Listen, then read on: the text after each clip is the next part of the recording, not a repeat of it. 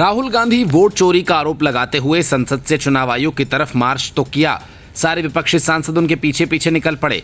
कल तक कांग्रेस को खरी खरी सुनाने वाले टीएमसी से लेकर हाल ही में कांग्रेस और इंडी गठबंधन से अलग होने के कसम खाने वाले केजरीवाल के सारे सांसद भी राहुल गांधी के पिछलग्गू बन गए। लेकिन राहुल गांधी की नजरों में आने और सुर्खियों में छाने के लिए अखिलेश यादव ने तो हद ही पार कर दी। वे पुलिस की बैरिकेडिंग कूदकर पार कर गए।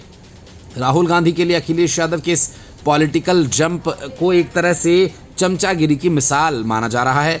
इस जंप को राहुल के लिए लगाया गया जंप माना गया, लेकिन जिस राहुल के लिए अखिलेश ने ये जंप लगाई, समाजवादी पार्टी को असली खतरा उसी कांग्रेस से है जो धीरे धीरे समाजवादी पार्टी की जड़ों को खोदने में लगी है।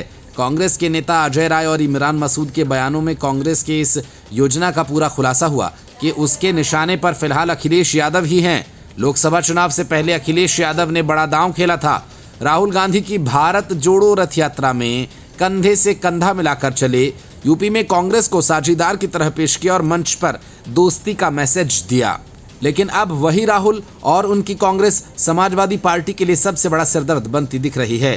कारण साफ है, कांग्रेस यूपी में अपनी जमीन बढ़ाने की खुली कोशिश कर रही है और समाजवादी पार्टी का पारंपरिक वोट बैंक वहीं सबसे ज्यादा खतरे में है। कांग्रेस के अजय राय ने हाल ही में कहा था कि फिलहाल पार्टी अकेले दम पर चुनाव लड़ेगी। 2027 यूपी विधानसभा चुनाव में समाजवादी पार्टी से गठबंधन होगा कि नहीं, समय की स्थिति देखी जाएगी। केंद्रीय नेतृत्व तय करेगा। कार्यकर्ता अगर मजबूत होंगे तो गठबंधन करने की जरूरत भी नहीं पड़ेगी। यूपी में कांग्रेस का बड़ा मुस्लिम चेहरा माने जाने वाले इमरान मसूद तो और आगे निकल गए। उन्होंने कहा कि कांग्रेस और समाजवादी पार्टी के गठबंधन से नुकसान हो रहा है। जैसे भाजपा अपने सहयोगियों को निगल जाती है, वैसे ही उनके अपने सहयोगी कांग्रेस को खा रहे हैं। कांग्रेस कोई भी ऐसी स्थिति में नहीं है जहां उसे समाजवादी पार्टी से सीटों के लिए भीख मांगनी पड़े।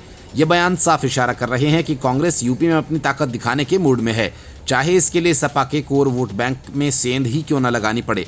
अखिलेश की राजनीति यादव मुस्लिम तुष्टीकरण पर टिकी है। अगर कांग्रेस मुस्लिम वोटर्स को खींचने में थोड़ी भी सफल होती है तो समाजवादी पार्टी की सीटें सीधे सीधे घट सकती हैं।